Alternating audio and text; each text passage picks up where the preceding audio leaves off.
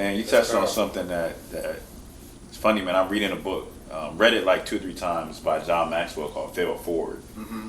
And What's it called? "Fail Forward," or "Failing Forward," I think is the correct title. But what you talked about your younger son going through is adversity, Yeah. right? Like adversity, and we talk about this all the time, Builds man. character. Like, it really is. It's a recipe for success. And I read a passage in the book, man.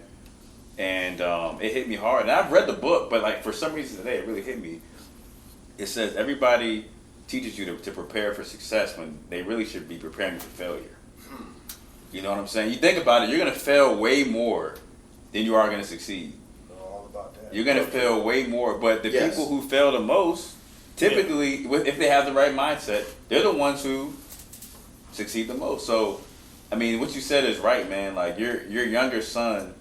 Not that your older son isn't going to succeed, Right. but he's on a different trajectory than probably his peers and maybe your older son because he's failed more. Yep. Right. And you're giving him the right perspective. Like because I'm gonna keep it a buck. If it was just his moms aren't gonna give them that perspective. They're gonna baby him. Mm-hmm. I'll give you an example. There's a kid I train, single parent home, just the mom. He's 12. And his mom is always telling him how good he is, right? How good he is. Now, he's 12. There's a certain age where you start to realize, and he's not a bad player, but you start to realize, like, I'm not as good as maybe she's saying I am. So when he makes mistakes, he shuts down.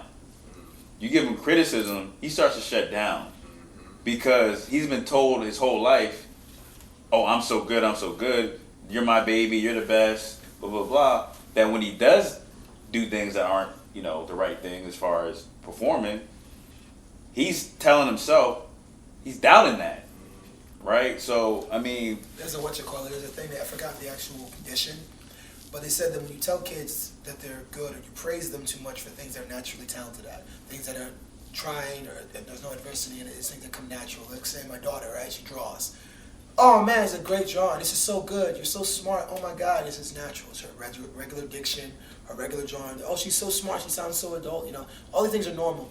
So because she gets praised for doing the things that are normal, she automatically attaches not being good, not being smart to things that she's not good at naturally. So she doesn't try to put herself in positions where she's not the best at something because she's used to getting the praise. Exactly. So it's like that mental block actually is propagated or is gaslighted in them where she's like, oh, I'm only good when it comes natural. If it doesn't come natural, it ain't for me. So even when I challenge her drawing, like she's good at drawing, so let's try this, let's draw this. I'm not good at those. Well, let's look at YouTube. Go to YouTube, look it up, draw it together. She's like, I don't like this. I don't like this because I just want to scribble over here. I just want to do this. I'm like, babe, part of being an artist is Hard work. You doing the fail. work, right? You We gotta do it bad a couple times, and I try to work, but he was talking about how he talks to his son. He takes in, I thought that was dope. Again, man, get one of these right here.